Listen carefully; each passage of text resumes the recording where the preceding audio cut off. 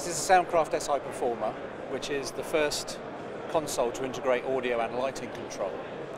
So in developing the next generation of digital consoles, we not only added a lot of features in the audio side that people were looking for over the last few years as digital consoles have developed, but we looked at the market and the opportunities in the market for single-person operators who are already handling audio and lighting to bring the two surfaces together into one unit, giving them a lot more direct control on one surface, saving space in their workplace.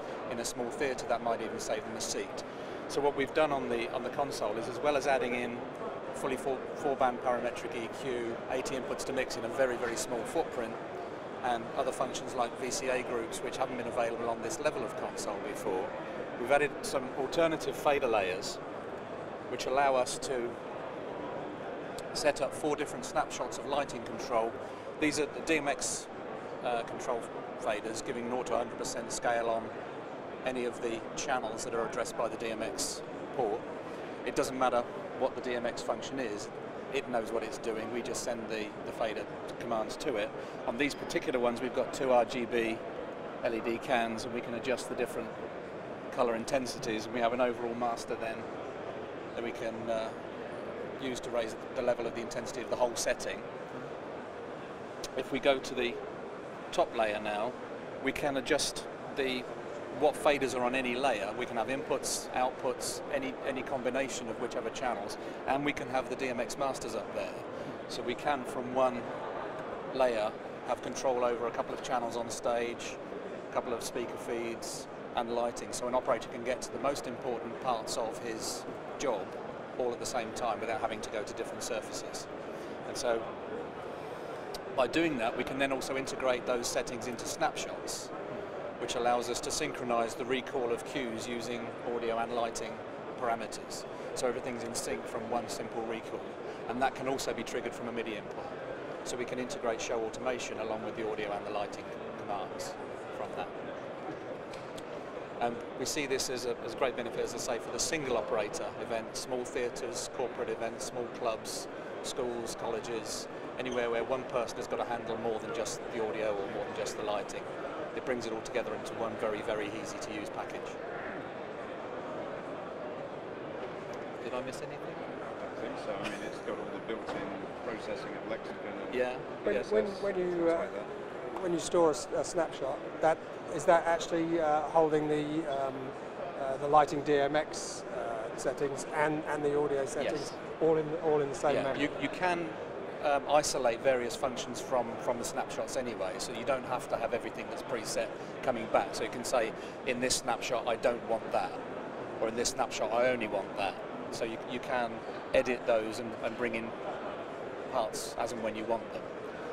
But it's still under manual control as well.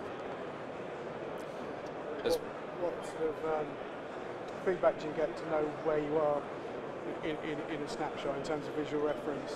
Well, they're motorized faders, so if you recall a snapshot, the faders will move to the positions that have been preset. And at that point you can then manually override if you want to. So your snapshots are always that's where I set it, but I then can move things around for that scene. If all of a sudden somebody's microphone isn't as loud as it was in the rehearsals when you did all the workflow, you can then override it and change if you've got different actors and so on come through. I suppose we're trying to be more in the case of getting a bit confused. What, oh, I'm just about to take down that fader. Oh, is that a light or is that that kind of visual? We differentiate with fader glow.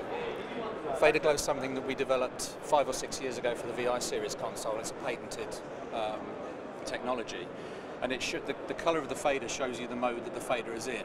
So if it's blank, it's actually an input channel. If it's this colour, it's a stereo input. For lighting, it's white. For DMX, it's white. For VCAs, that's the stereo effects return, but there's another colour for matrix, there's another colour for VCAs as well. So you always know what the fader mode is doing, whether you've recalled it, whether you're using traditional fader layers or whether you're using snapshots to come back. Everything's in place and illuminated accordingly. And then on top of that innovation part, we've increased the basic audio competency of the console. We've got the lexicon effects, as Keith mentioned. We've got graphic EQs on every output. So the whole thing is a complete power pack of processing and control. You can't change the colours of the individual faders, but you can label the channels with what the functions are doing. So if we go to the, so we've got on here red, green and blue for those faders, so we can see what we're controlling from there. We can't actually change the fader glow, unfortunately, but you can at least get a full indication. And also on this console, we're controlling this moving head that's on the other side here. So we've got all those channels labelled up with pan, tilt, zoom, gobo, spin, all the functions that are embedded in that particular unit that's on the end of it. So we can identify quite easily all the functions that are going on. Probably fair to add, Dave, that this is Rev 1 software, of course. So thoughts like those and others are going into the filter for Rev 2 software, which the R&D guys are already working on.